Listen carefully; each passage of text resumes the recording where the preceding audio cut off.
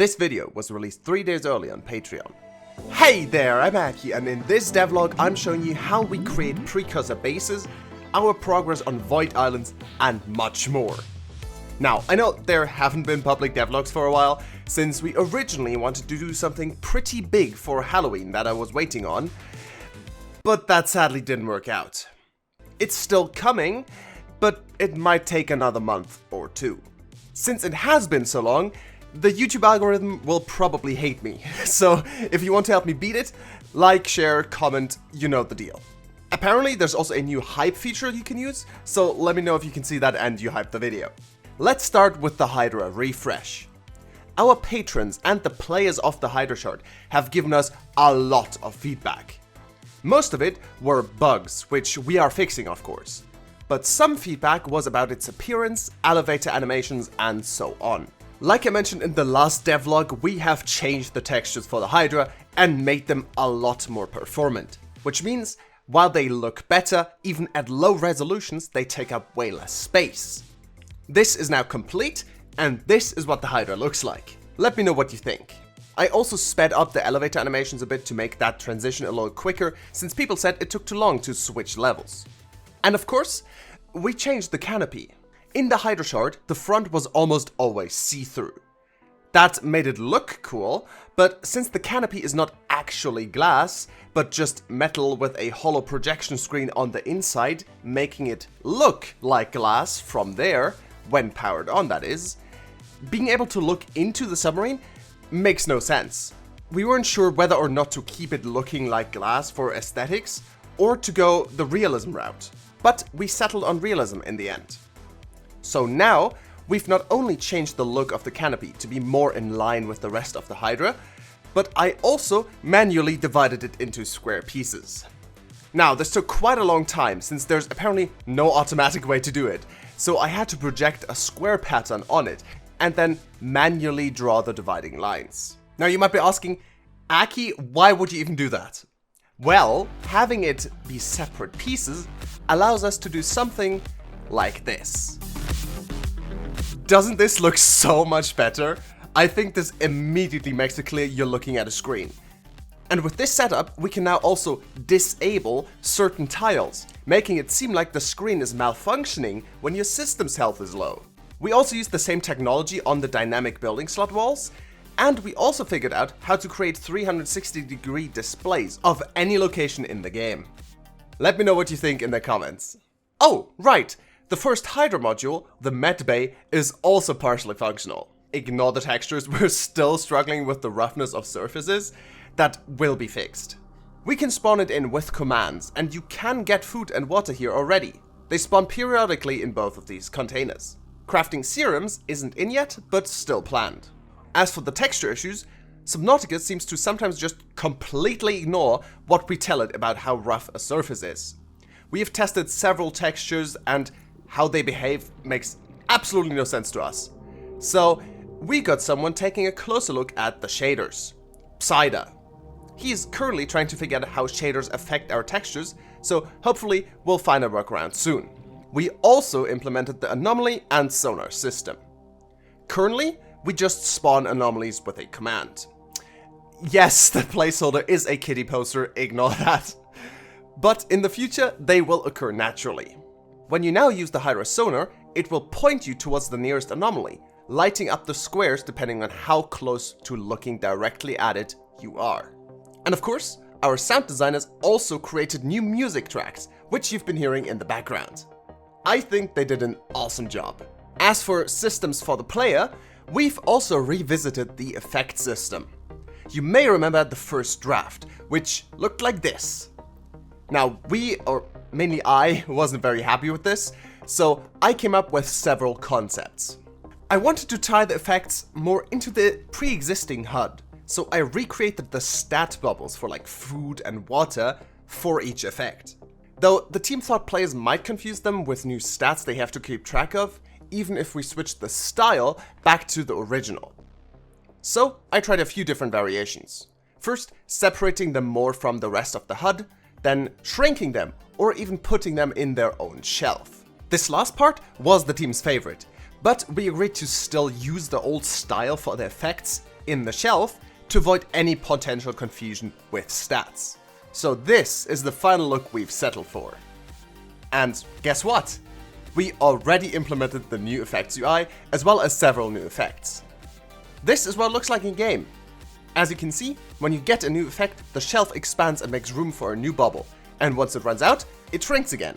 When a new effect pops up, there's also a little flash to notify you so you don't miss it, and I really like this personally. So I hope you agree, and I hope it's not confusing.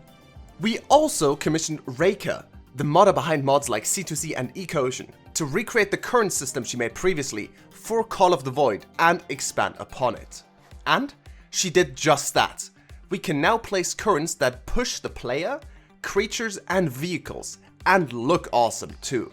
This will be a huge step for how creative we can be with new biomes and obstacles. For these new biomes, we also have new resources. We're adding more than these of course, but these are the first ones that we're implementing. For now, we're adding graphite, mercury, meteorite metal, and precursor metal. Now, mercury is an unused material in Subnautica, so we didn't have to do much work with that, we just had to bring it back. Since it is fully implemented and functional, they just removed it just before release. But the rest is completely new. The looks for meteorite metal and precursor metal were even voted on by our patrons, and I think they chose great. If you also want to vote on things like this, or now even get developer live streams where you can watch us working on the mod live, give feedback, or ask us questions, which usually happen multiple times a month, check out our Patreon page in the description.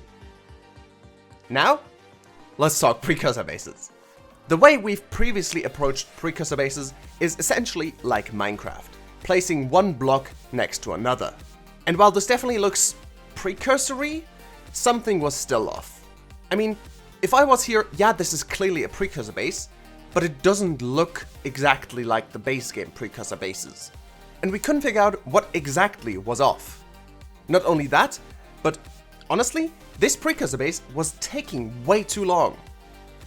Then, the prototype submarine mod released, and with it, the team created several extremely faithful precursor bases that almost look like the base game ones. So, we reached out, and Octorian, one of the devs, provided us with the building blocks they used for the bases, as well as some advice. It turns out that in base game, almost all platforms and surfaces are framed by a quarter width piece with a light strip that we somehow completely overlooked. Indigo Coder is the modder on the prototype submarine team and is also on the Call of the Void team. He and Lyonic, another modder on the Call of the Void team, figured out how to get the textures to look good too. Yeah, remember all the issues we were having with our Hydra textures? We won't have them here. They came up with a system that swaps our preview textures for the actual materials when the game is running, which means they'll be identical to the base game ones. Perfect! So, I got started using the parts we were given, organized and modified them, and even added new ones. The prototype team had actually used tiles from one of the Call of the Void devs, Natecrafter, already, so while I still created a bunch of new pieces and tiles, it saved me some time. Honestly, using these tiles feels even more like playing Minecraft, and it was quite relaxing just building a room for the base live with patrons. So while I won't show you the entire base, here's a render for a corridor, and one for the first room I made.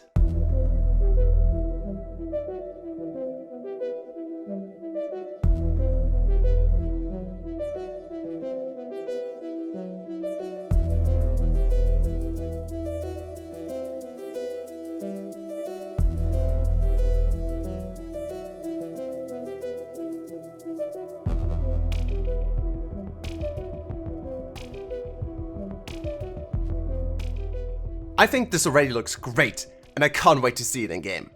I'm actually really excited for this. This might be one of the biggest things I'm looking forward to. Now, in the middle of us working on a new island system, yes, again, don't worry, I'll talk about that in a second, Subnautica published a new update?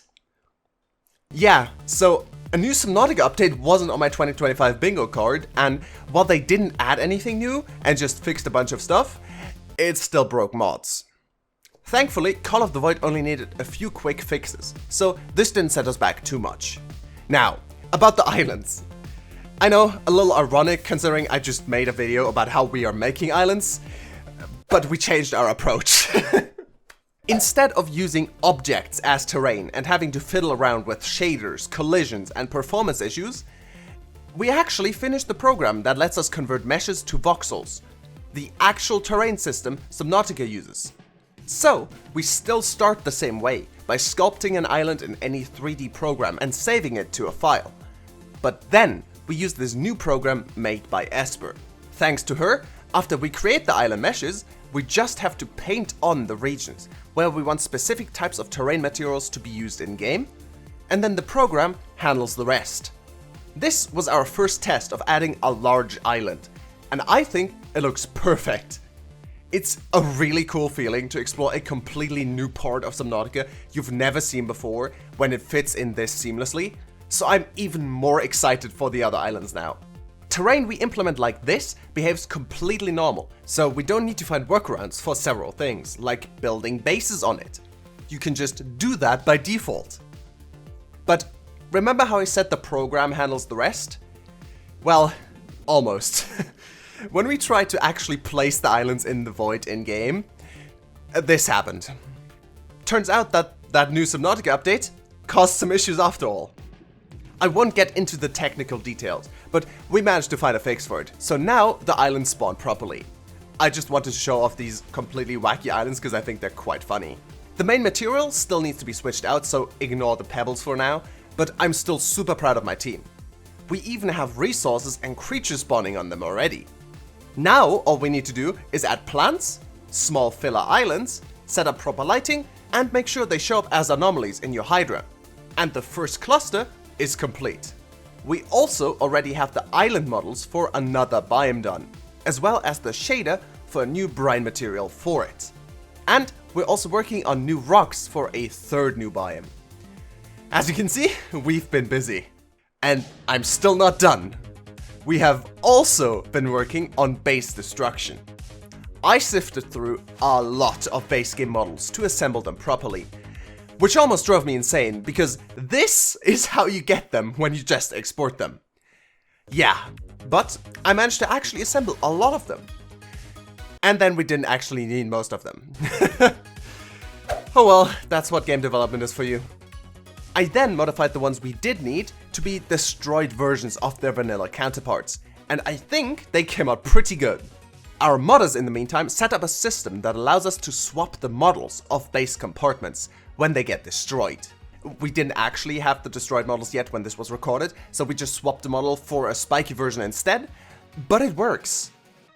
So we can use this to actually spawn the destroyed models I made in the same place your base pieces were before they got destroyed, which I think is going to be super immersive for base attacks.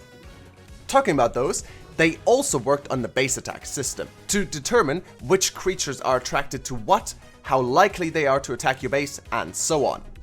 They even made an overlay we can toggle to check which base pieces can be damaged, which ones can be destroyed, and which ones can even be ripped out.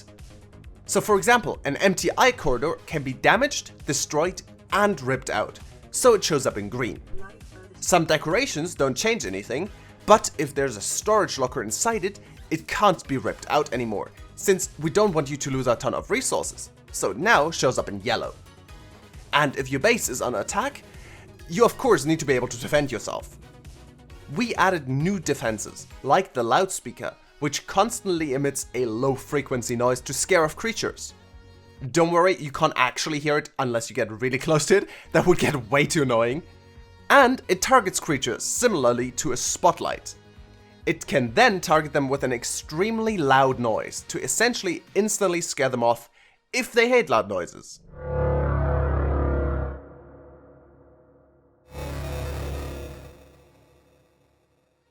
The base defense terminal gives you an overview of how much energy your base has, if you're under attack, if your base is damaged, and it lets you activate or deactivate other defenses. Currently, the UI is obviously a placeholder and it's sunken in too far into the wall, but we'll fix that soon. I've also been assembling a destroyed base you will be able to discover when exploring. This is where you'll unlock the loudspeaker and base defense terminal, find a bunch of resources, and learn some lore. I've also been in contact with Fox 3D. Yes, that Fox 3D. They are the ones who made the vast majority of assets for Subnautica, and now they've made one for us. Now don't get me wrong, they are quite expensive, and we definitely can't afford to have them make all of our models. I'm sadly not a millionaire. But for a few hero models, I think they're absolutely worth it. So, what did they make for us? The Lurker Leviathan. I think it came out great, and I can't wait to see how terrifying it is in game. We of course also worked on a lot more. New plant models, new creature concept art, new biome concept art. I made a model for the rock jumper who will act as an organic drill tool. We added an actual mechanical drill tool by repurposing the terraformer, and so much more. Oh, right! We are also currently looking for an animator to join our team to work on creature animations. So if you're experienced with that, join my Discord server and let me know. The link is in the description. If you want to get monthly devlogs, sneak peeks, access to developer live streams, and even early access to videos like this one, join our Patreon in the description to support us. But for now, thank you so much for watching, and as always, I'll see you next time. Goodbye!